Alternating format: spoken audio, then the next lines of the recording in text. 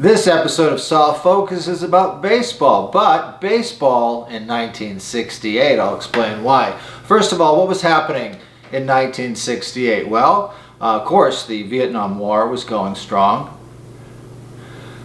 Robert F. Kennedy was assassinated at the Ambassador Hotel. The Zodiac killed his first two victims in Benicia. The #1 song of 1968 for weeks and weeks was Hey Jude. But for a 10-year-old like me, what's really important, and that was what is playing at my local movie theater. I used to walk to the Lorenzo Theater. It was walking distance in San Lorenzo. And, you know, like most kids, a movie theater became my babysitter. You see a couple movies, kill about 4 hours, you know.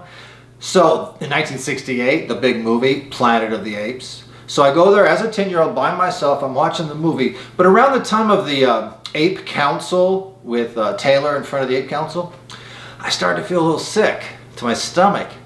Yeah, probably here's why. I used to do this. This is, of course, popcorn. And I used to buy popcorn. And then I would take plain M&Ms. And then you pour it in the popcorn. And then you shake it up.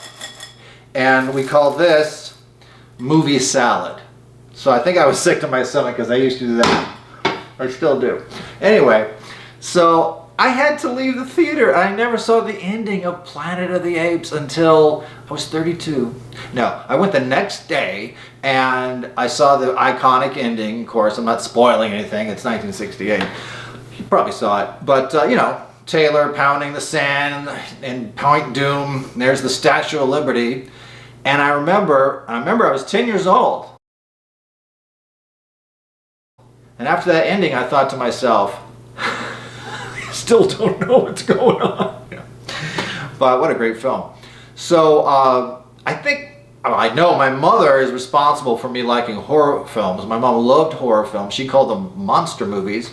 And my mother, speaking of Planet of the Apes, at the Coliseum Drive-In in Oakland, right up from the Oakland Coliseum where she worked, she sat in a car by herself and watched the Planet of the Apes saga 1 through 5 from dusk till dawn. That was my mother. But my mom ran Stand 18 in the Oakland Coliseum in 1968. That is the center field bleacher stand in Oakland. This is the only picture I could find where you can see the configuration because it's much different now. So my mother would go to the games early to set up her stand, and I'd come with her, get in for free, and sit in the bleachers and read a book, do my homework, whatever.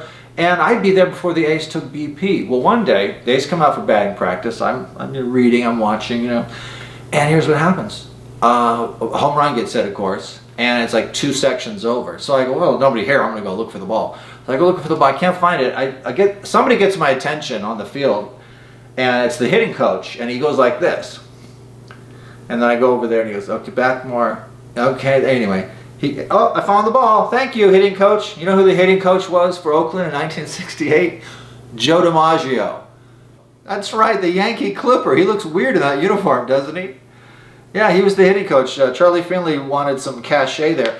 This is the 1968 program to the Oakland A's debut year. And there's Joe DiMaggio. He's not just the hitting coach. He's also baseball executive, coach, ambassador. Yeah, so that's very cool. I was into the Oakland A's, of course. You know, we didn't have to wait long for our world championships. 3 quick ones in the early 70s. And I remember in art class in high school, Mr. Runyon's class, he says, paint anything you want. And of course, I painted Gene Tennis scoring the winning run in a World Series game. I forgot which one, because I should have looked it up, but this is casual. But that's easy to find out. As you can see, my medium was acrylic. Of course, yes. Sad thing is, I don't know when we're going to see baseball again. I'm making this recording April 22nd, 2020, so we're in quarantine. So I don't know when we're going to see baseball again. But even though we're in quarantine, I've got my mask.